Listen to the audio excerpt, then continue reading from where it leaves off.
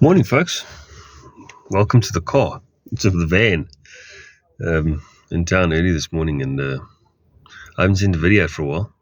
It's been a hectic week. Got the old man dying in hospital, and I've been running back and forth there, and so I haven't been able to really post much. The rest has been on the back burner. The things I was looking at, I was watching my kids yesterday. A couple of things that I noted, and having boys, I've had 4 boys. Friend and I got 2, and I had 2 in a previous marriage. Wesley Jared, first marriage, and then Caden and Ewan, second marriage. And Wesley and Jared now are currently in the Cape, and obviously Caden and Ewan with us now. Ewan's still at school. But things you notice from small with boys, I've seen with fathers only really get involved properly, after when the kid starts to walk around and move around and becomes a toddler. The mothers are pretty much, they're in charge until then, or pretty much. And it becomes a joint thing, I think, from there onwards. But dads get more sort of involved as the kid gets more sort of energetic and naughty. But I was saying yesterday to Megs, and Megs, if you watch this, you'll know what I'm talking about. Her little guy Hunter, he had his first pee in a potty. He went to potty first time, something like probably not a pee.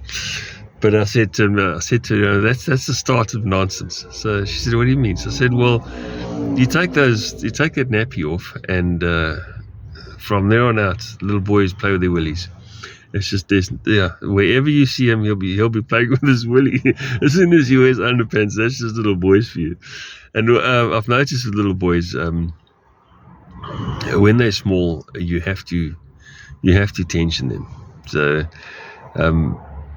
if you don't, they will run amok. They will flip and rule the household. They will make you crazy. It's things like that they do, because they do stupid stuff. They climb up things. They're touching stoves and hot places, and when their brains aren't working properly and they're not talking yet, and they don't understand things, you have to teach them by feeling. So you have to give them a clip, and that usually helps them. I mean, the ones I told Caden 1,000 times when he was a kid not to touch the bra. It's hot. I had a Weber, and he walked past it one day and he touched the bra and just took off all the skin on his fingers. I said, shh. So you have to get them hidings when they're small, and if you do it right, you never hit out of anger. Then obviously the kid understands, and then as soon as his brain is working, he understands the discipline part. You don't have to smack again. I haven't smacked my boys since they were very small. Caden got a hiding when he was about 15. I beat him with a stick once, but that was just because his balls were dropping and he was getting a little bit out of hand. But other than that, you don't have to hit your kids at all. You just talk to them and they understand. Other thing with boys, when they get older, they like many things. It's just they like shooting, they like hunting, they like fishing. They like all those kind of things naturally. There's just nothing you can do about it. But you can't change them a certain way. They naturally just go that route. And it's awesome having boys. I wish I had girls, but I don't think I could handle the boyfriends coming around at a later stage. Knowing how naughty I was and our boys are in general, I don't want girls. I don't want that stress, and I don't want to kill somebody, because that'll probably be me.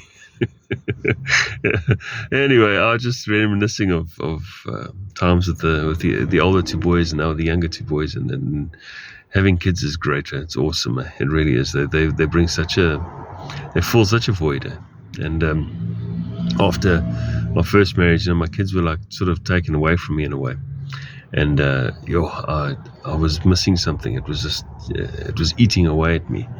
And then I met Fran, and she never had any issues with the boys, because now all of a sudden she's got an instant family, and she just clicked with them immediately, and it was so good. It was awesome. And then she had 2 boys as well. So we had the 4 boys at one stage when they were all small, running through the house at times, when on their weekends and so on. So it was really great, and It makes your heart full, makes your heart really full, and especially when they're all under your roof. You have them there, and all your children under one roof. What a feeling! I think only a parent knows that feeling. A parent that has a family that's split. It's an amazing feeling. You go to sleep at night, and you just thank God. Thank you, Lord. All my children, with me.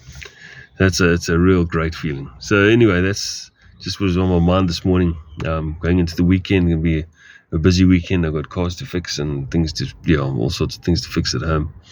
So and it's awesome weather until Sunday, I think.